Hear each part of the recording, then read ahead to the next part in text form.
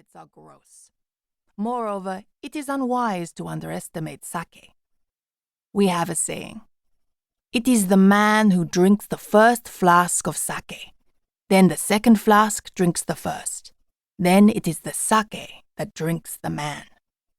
Taiga Tanaka turned to Grey Pearl, and there followed a laughing conversation, which Bond interpreted as jokes at the expense of this uncouth Westerner and his monstrous appetites. At a word from the Madame, Trembling Leaf bowed low and scurried out of the room. Taiga turned to Bond. You have gained much face, Bondo-san. It is only the sumo wrestlers who drink sake in these quantities without showing it. She says you are undoubtedly an 8-flask man. Taiga's face became sly. But she also suggests that you will not make much of a companion for Trembling Leaf at the end of the evening.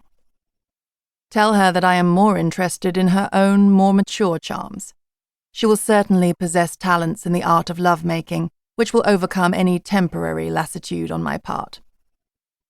This leaden gallantry got what it deserved.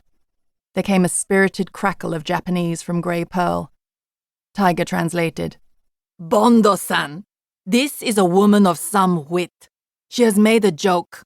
She says she is already respectably married to one Bon-san, and there is no room on her futon for another. Bon-san means a priest, a greybeard. Futon, as you know, is a bed. She has made a joke on your name. The geisha party had been going on for 2 hours, and Bond's jaws were aching with the unending smiles and polite repartee.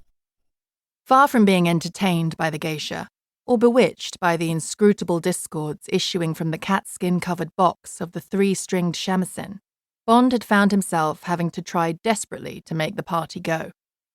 He also knew that Taiga Tanaka had been observing his effort with a sadistic pleasure. Dicko Henderson had warned him that geisha parties were more or less the equivalent, for a foreigner, of trying to entertain a lot of unknown children in a nursery with a strict governess, the Madame, looking on.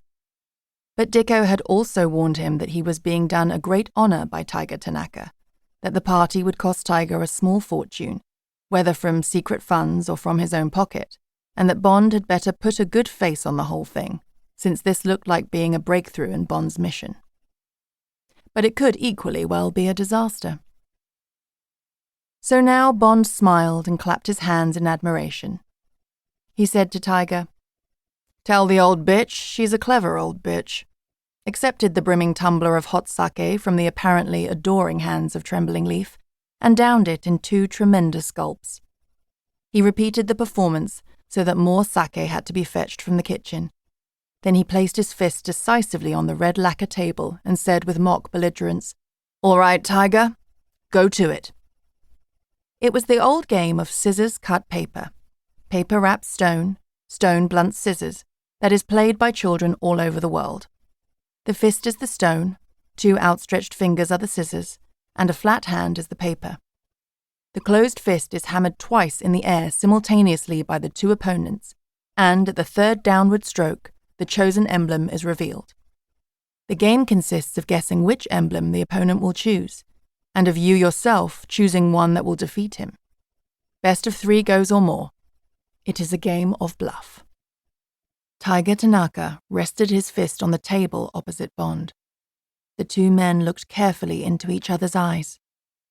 There was dead silence in the box-like little lath and paper room, and the soft gurgling of the tiny brook in the ornamental square of garden outside the open partition could be heard clearly for the first time that evening. Perhaps it was this silence, after all the talk and giggling. Or perhaps it was the deep seriousness and purpose that was suddenly evident in Taiga Tanaka's formidable, cruel samurai face. But Bond's skin momentarily crawled. For some reason, this had become more than a children's game. Taiga had promised he would beat Bond. To fail would be to lose much face. How much?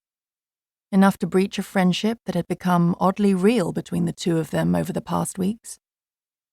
This was one of the most powerful men in Japan.